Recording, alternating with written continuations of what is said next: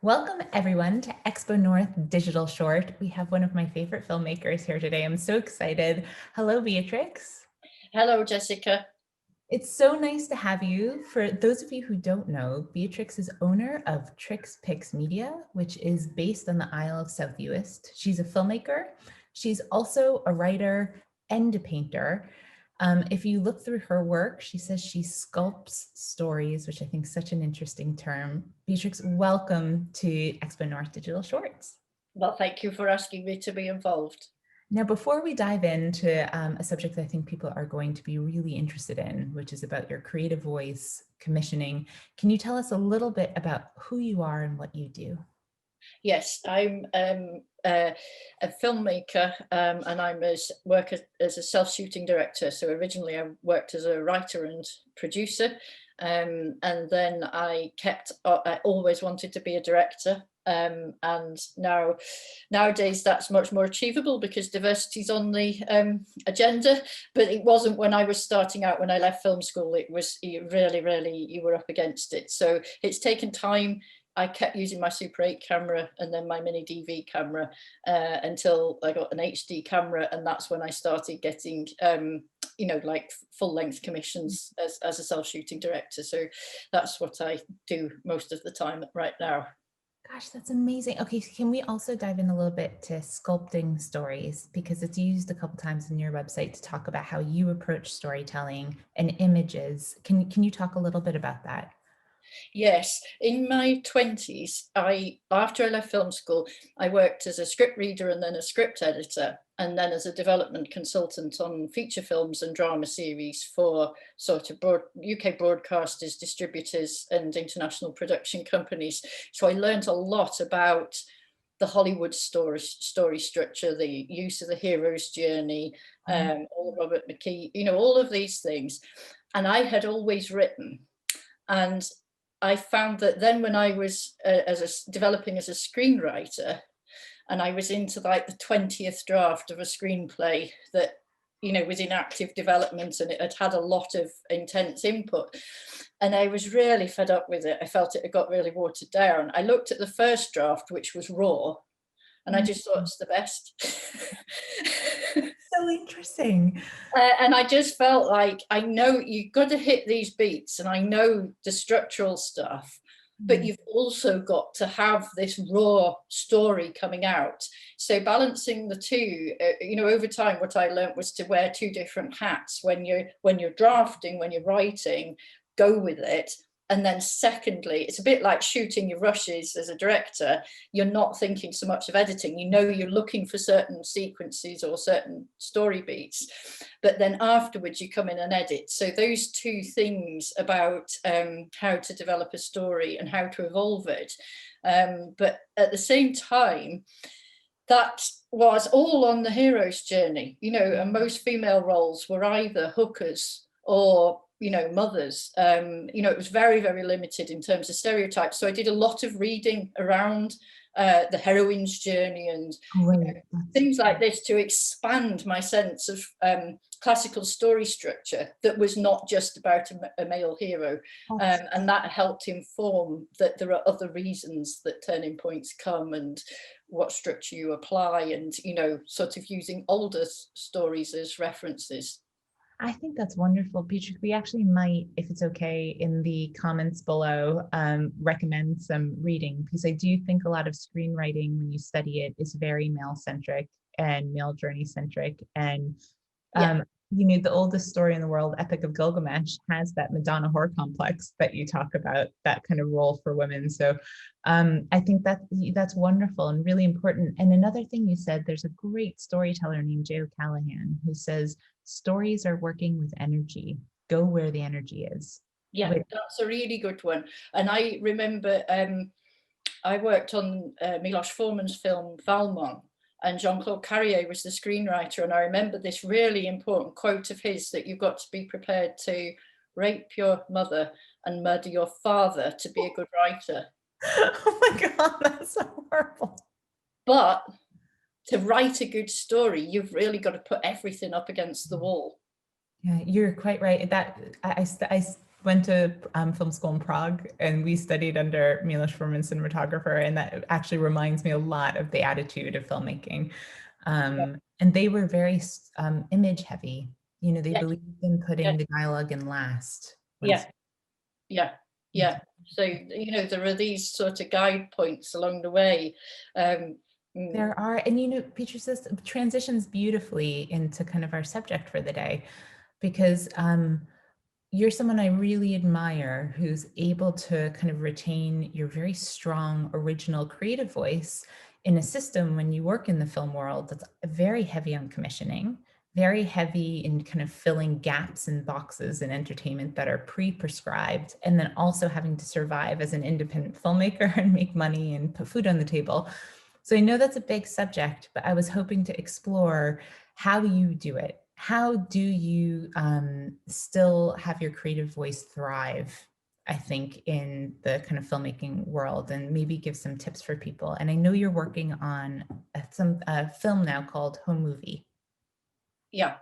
Can you tell us a bit about that? Well, as a filmmaker, when I was working as a writer and producer, it was on feature films for quite a long time. It's a very slow process generally, the development process. So the point of creative work is perhaps 10% of what you're doing to push a project through to production and marshalling all the resources. And even when it went to documentaries, which had a quicker sometimes development process and commissioning process, it meant that it can be really frustrating. So I just began writing whatever stories, you know, there were side stories to the documentaries, there were side stories to the experiences of putting these things together.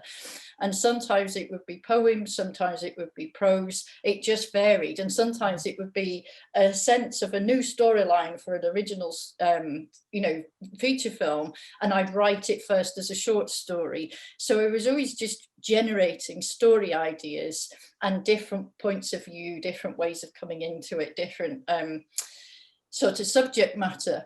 And I was in a writing group when I lived in Cornwall with the author D.M. Thomas, and that was fairly fundamental because we had this sort of, it was called Stray Dogs, it had a good group of writers in it, and we'd meet once a month and you had to finish something to read for 15 minutes.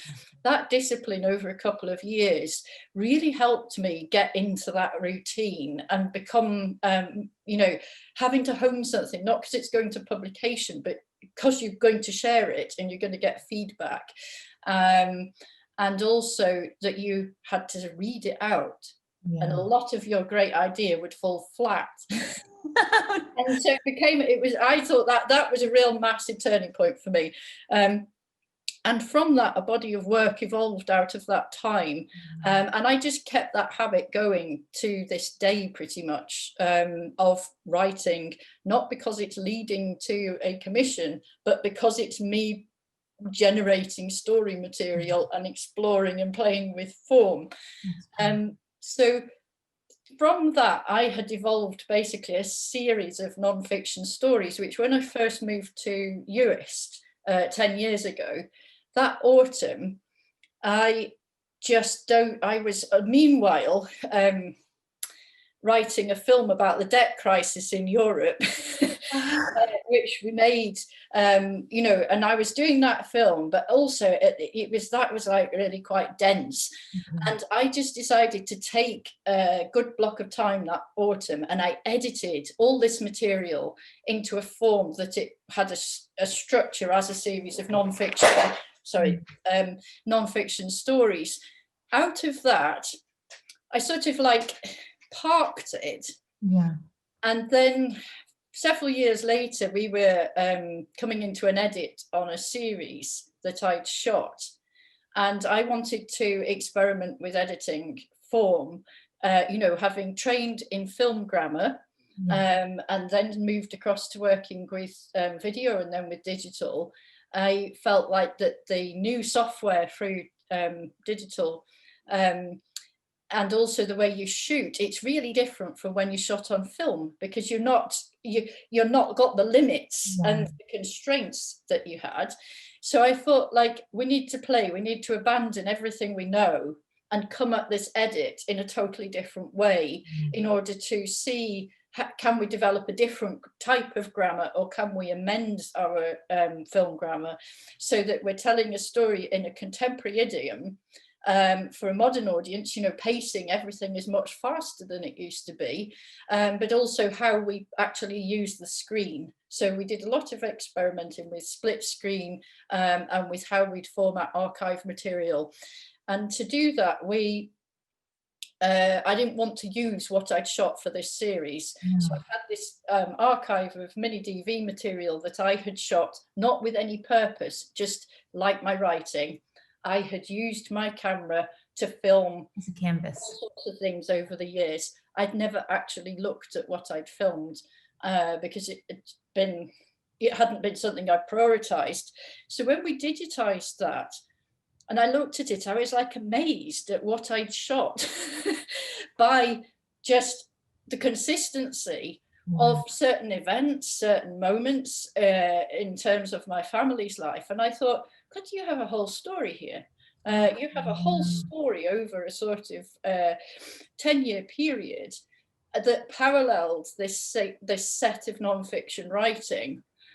So when we made our experimental sequence, I actually then started thinking how to use that archive to create a feature documentary. Do you know what I really like about this example, Beatrix, very much? Because within the context of you working on maybe a commission, but you were working on a documentary that was a separate project, you kind of had still room within that project to start generating creative ideas that were more aligned with kind of what your vision and passions are. So you were able to find that balance within one project, which I think is quite amazing. It was, I couldn't have done the experimenting on the editing with the stuff I'd shot for the series, because I felt too like, I've got to really do something very serious for TV here, blah, blah, blah. And I wouldn't have felt right about it, because I felt that there wasn't, there were no rules attached to us experimenting with my own archive. And that sort of injected this freedom and this energy. And we got like an assembly together from that. And then I started putting it out to different documentary labs, you know, pitching forums, things like this. Just to be clear, so the audience knows, this is for Home Movie. This is for the project of Home Movie that you're developing. Okay. Yeah. And I got various feedback. It got sort of shortlisted but not selected, things like this. And I then did, you know, I would park it because meanwhile I'd be busy with completing other films. And then earlier this year, I did a big burst of work on it in the spring because I thought, this is the time, lockdown, get it out there. And had begun to get different people involved and interested, you know, in terms of co-producers, put the funding applications in, bounced right back, you know, just forget it. Wow, did that surprise you? It did, because I felt like this is the best application I have ever written.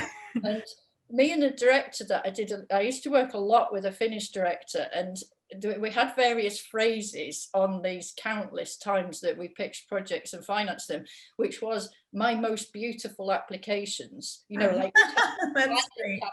Of my most beautiful applications. This was my most beautiful application. And I was just like, what?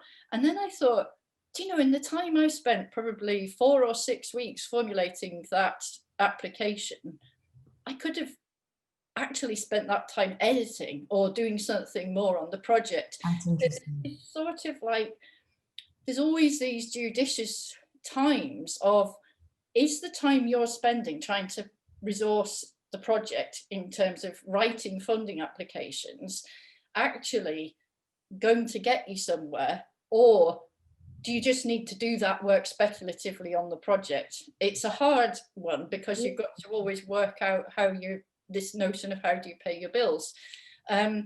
With Home Movie, I felt like I probably would have been better to have worked on the project.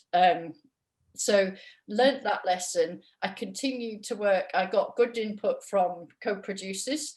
And then I had started on another film that is commissioned, and I was looking for an executive producer on that.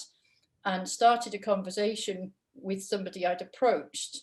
And completely by chance, within 3 minutes, we weren't talking about that film, we were talking about Home Movie, and they got really excited and interested. They watched the assembly, they looked at the material that I'd been submitting to people, and then they gave me a couple of really clear comments, which basically came back to the Jean-Claude Carrière thing, which was I needed to actually put more of what's behind the scenes in that subject. Yeah. And where I had in my outline put dark forces, I needed to actually really take the lid off that, as what is the antagonist in this story. And the other really useful comment they made, because I didn't want that the dark forces took over, what they said was, treat it like in a Shakespeare play that you have offstage characters. Oh, fine. They drive the action on. You don't see them, but they drive the action on. To me, that was like a huge breakthrough. Yeah. In terms of how do I write that story. Can we pause there? Because for people who aren't familiar with the commissioning process, right now I see you almost leading parallel lives. You have the kind of mainstream commissioning process that you're used to, and then you have this project, which seems like it's breaking a lot of the rules that you're used to, which is you apply for commissioning, you get feedback, you find a home for it. Can you talk about a little bit, for, again, people who are unfamiliar with this territory, what the difference is between working on Home Movie and that journey, and then what a traditional commissioning process might look like? I think the traditional, well, the sort of mainstream commissioning process would be much more market-led.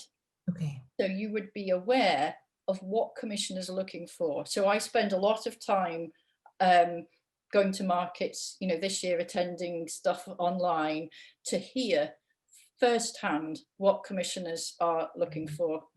And then you think, okay, so that's the direction they want to go in, you know, and also watching what that channel or organization has funded recently. This is what they've done. So you're not wanting to present something they've already done, but you're wanting to present a different take on something that will work for their audience. And it's about risk management. They don't want to pour money into something that they know they can't make. And also they want to provide for those audiences. So with me with a different hat on again, I'm actually really keen on the audience research because my feeling is that it's very important to know what's your potential market. So on the film that I've just started production on, I've spent all like the last 6 months working on the one-line pitch. Wow. What is that? What is it that's going to be in the electronic program guide that will hook the audience into this subject?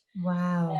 And what's like the 3-line pitch, which would be the same for drama or documentary. If you meet the person who's the decision maker and you've got that 1 minute with them, how will you convey the essence of that project to get them interested? And it's that rewriting, you know, the 10 pages is irrelevant. You need it honed. And then it's clear in my mind when I'm shooting, everything I'm shooting, I'm trying to hunt what's going to serve that backbone, that dramatic backbone. So interesting.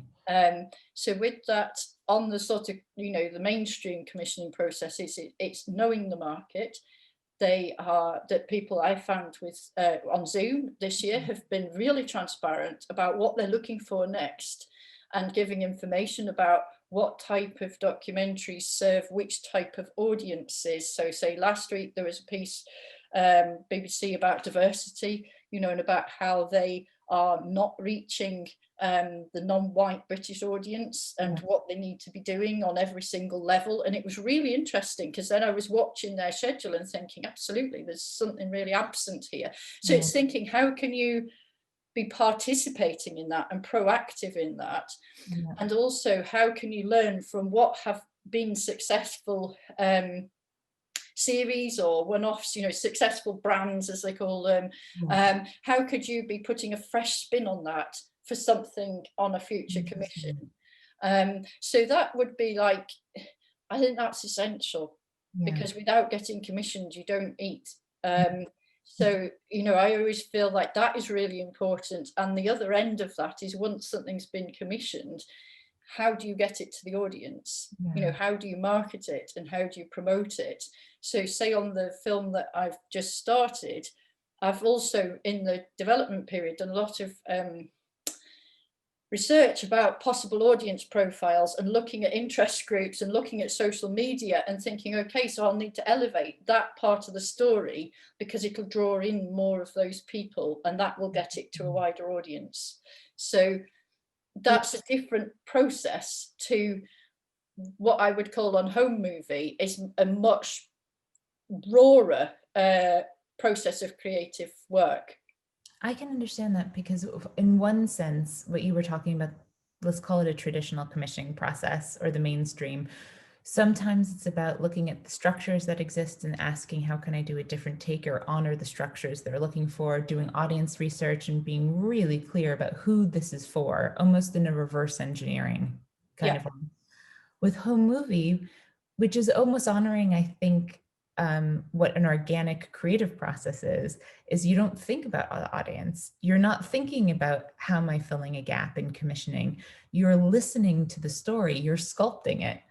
And then what do? So once you've sculpted this thing and you may find partners who resonate with what you're making, it's almost like going off-road. How then do you get it seen, commissioned, and then figure out who the audience is for it? On that, okay, so going back to when a couple of years ago when we created the first assembly, I thought, is this interesting? Because it's I just want to highlight that a couple of years ago. Yeah, it is. No, it's a long haul. That I thought, is it just me that finds this interesting? So I created like a 10 or a 15-minute extracts, and I had a couple of exhibitions with paintings and installations, and I projected these sequences of home movie into the you know, on the walls of the place where the exhibitions were, because I wanted to see, just, are people interested? Do they want to watch? So people did come in and sit, and they just wanted to watch, and they would sit for that 10 or 15 minutes alongside whatever else was going on. And I thought, no, I have complete conviction that this material is really like unique. It's really powerful material. How I literally how I now sculpt it is whether I can pull it off as a filmmaker, because it's rushes. And what I've really got to do now is actually create that story. What is the, you know, is there a frame story? What's the narrative arc? How do the pieces that are crucial that happen off stage, how do I bring them in, you know, to sort of progress it? And basically, what am I saying overall in this piece, rather than just pretty pictures? And my feeling has been, I've been working around that this autumn and watching other work to inspire or give ideas. The executive producer has given, you know, some really good suggestions of things to read or to watch.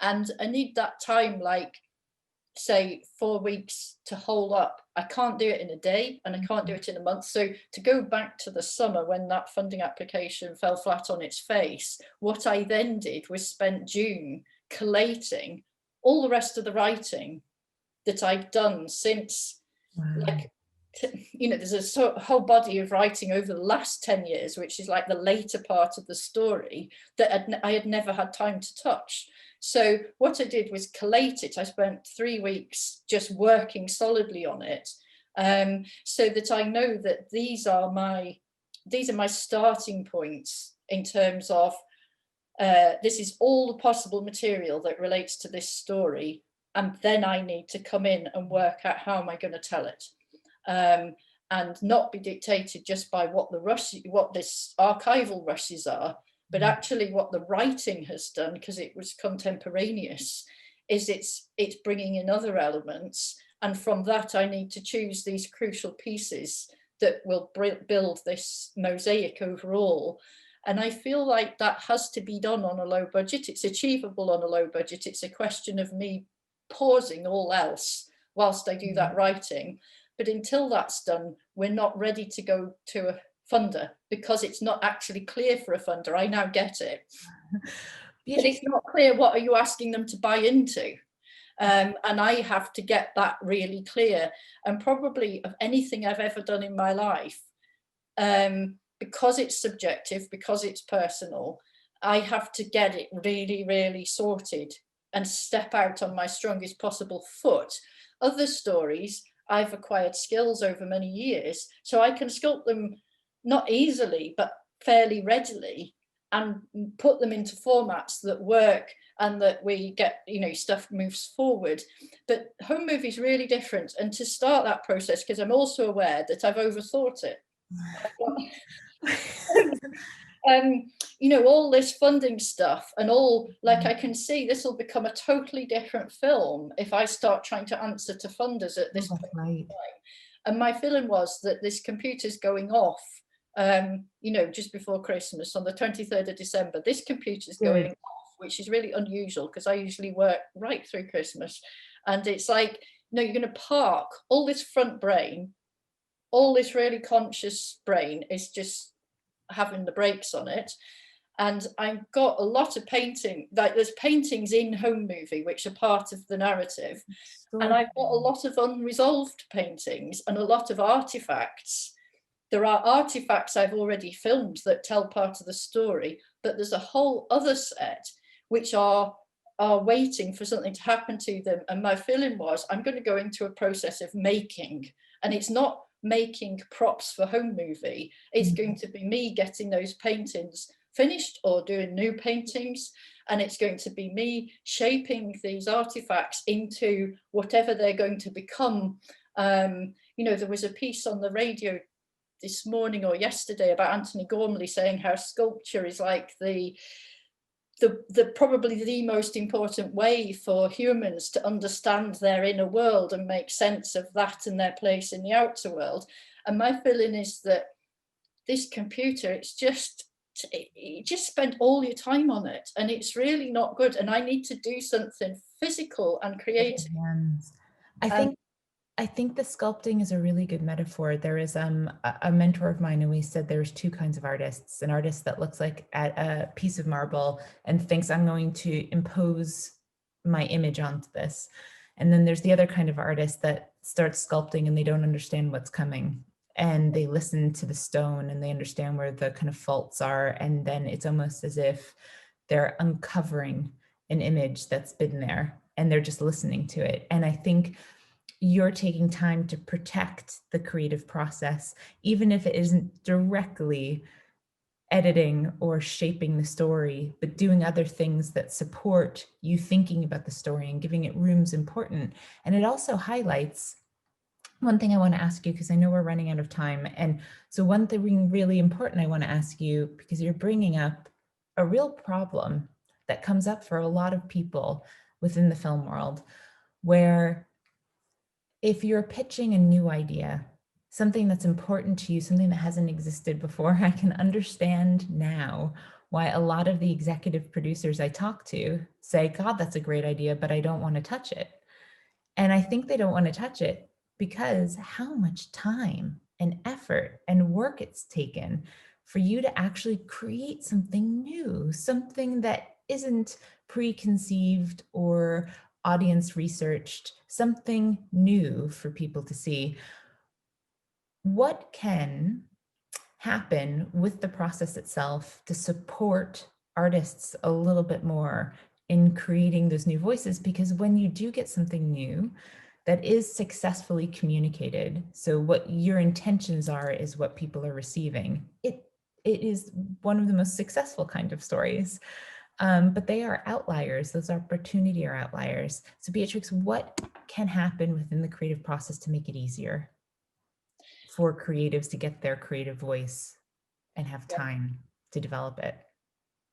I don't think there's anything easy about it. My sense is that you have to learn skills. You have to learn how to apply your creativity in a pragmatic way that you can earn a living. Because there's nothing funny about not earning a living.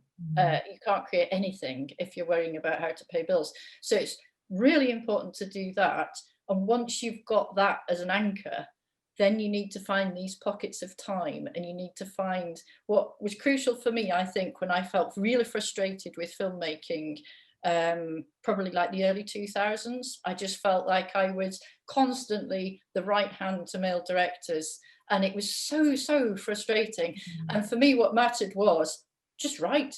I read something and it was about, don't get stuck on what format you're creating in. If you're just trying to make films, you can get really stuck. So right, it's when I started painting again. I just started painting so that I didn't need anybody's permission to create work.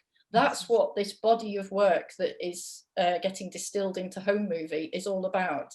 I didn't need anybody's permission. I didn't need anybody's resource. And that has fueled me. It's kept me going whilst I'm doing, and it's not that I don't care and really love all the other films that I make, but they're coming from a slightly different axis, well, a really very different axis.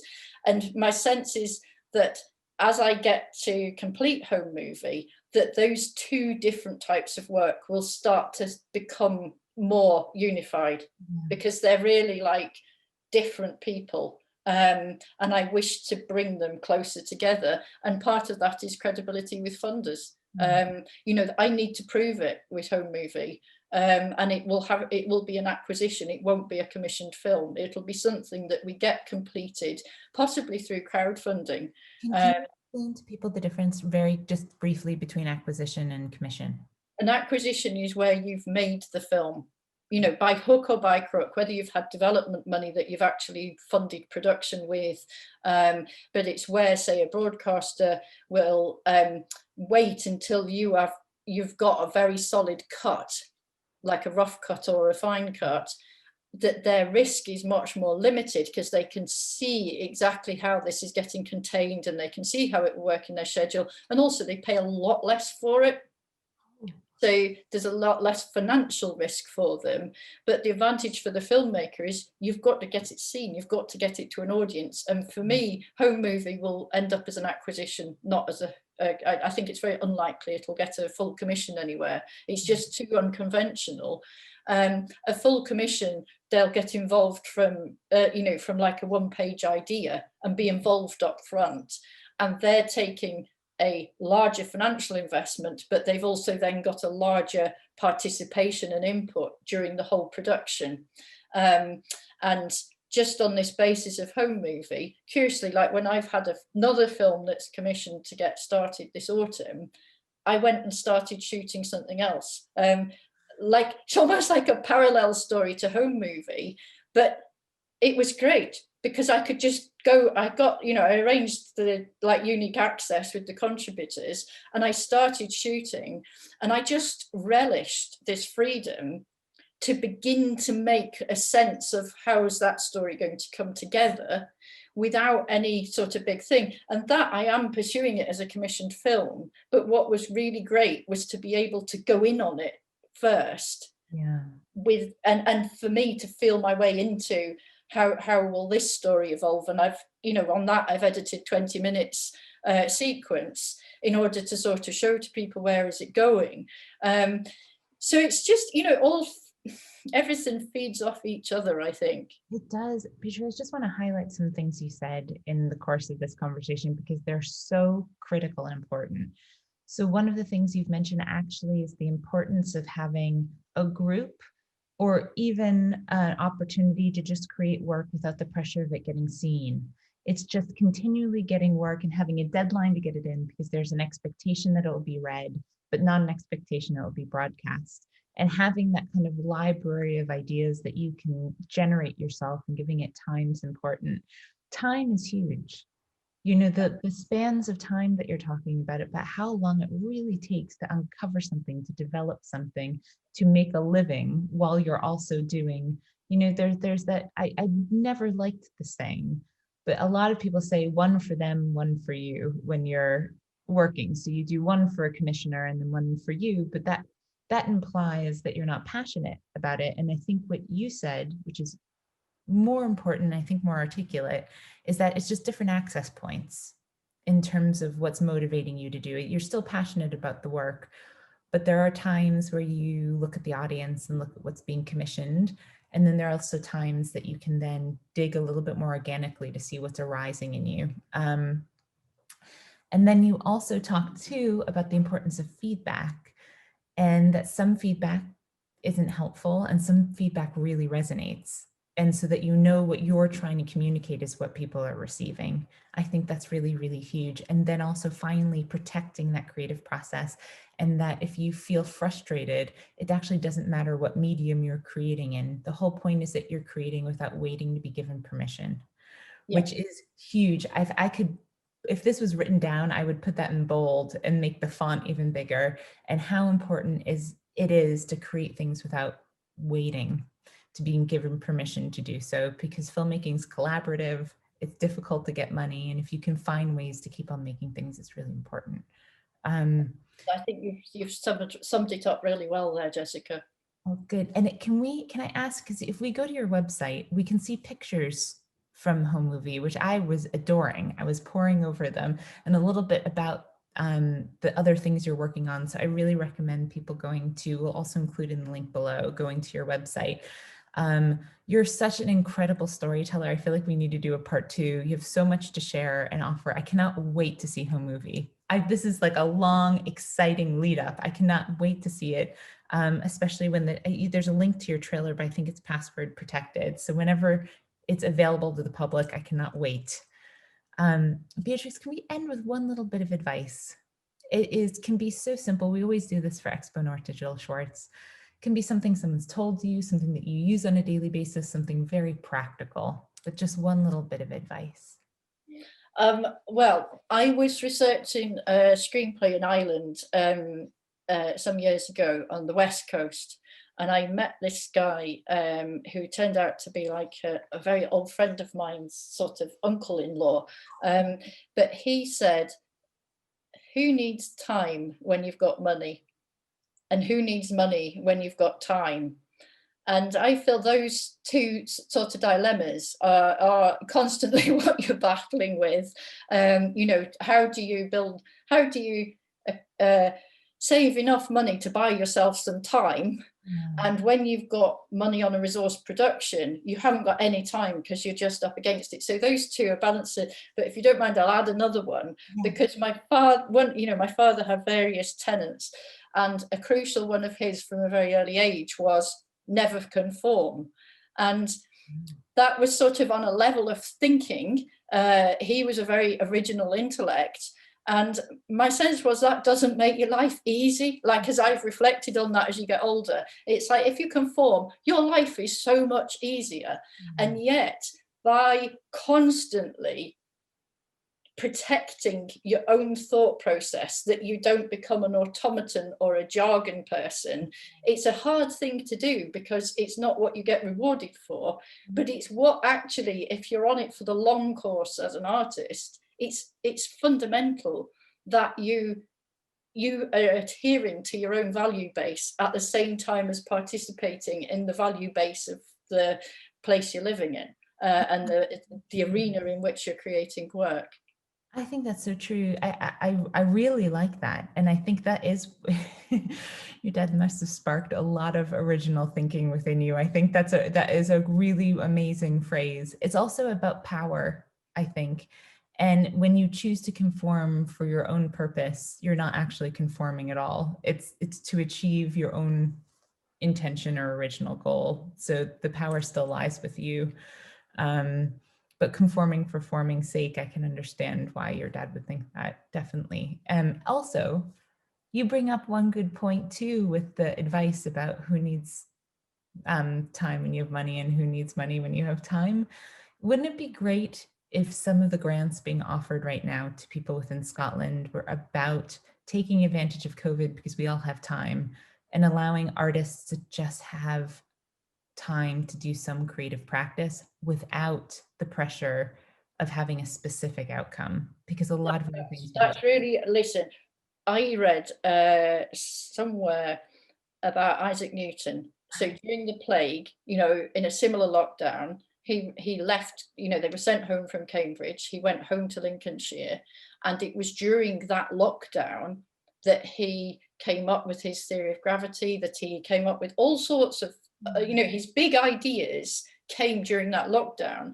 And my feeling was, I wonder who will come up with that during, who will have thinking space. And last week I was filming with some musicians, and we were talking, have any of us, created great work during lockdown? I think for most people, it's been very similar, is the anxiety of survival, of the world as you know it going completely sort of pear-shaped, and how you're adapting. That has been really preoccupying most people on every level. And therefore, if you looked back and said, gosh, we're going to have, 9 or 10 months of 2020 of whatever, you'd think that would be a great block of time. But for most people, it's not been that experience. It's been a day on day, week on week, how to keep all the balls in the air, or the balls have all dropped, what to do. And it's been a tough time. And I do think that in the 1980s, there was, alongside unemployment benefit was the enterprise allowance scheme, that for 1 year paid you a basic income. I think at the time was about £40 a week.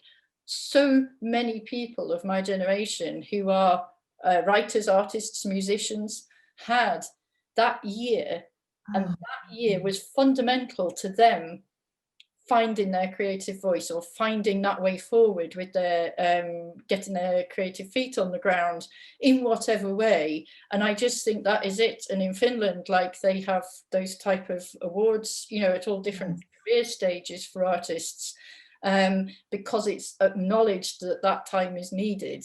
And I do think that we are in a very different era, that our creative and cultural funds are really being driven from a different axis now. I agree. If anyone's listening, I hope they realign and come back to, I think, what's really needed in terms of giving people time. Yeah. Let's see. Beatrix, thank you very much, so much for joining us. There has to be a part 2. There's so much to talk about. I really appreciate your time, your honesty, your openness, and also a little bit of an insight into your creative practice. I'm very excited about your new film. Well, thank you, Jessica. I really appreciate you asking me to be involved, and it's always a pleasure to talk to you. And I hope you enjoy painting and finishing those artifacts. Thank you.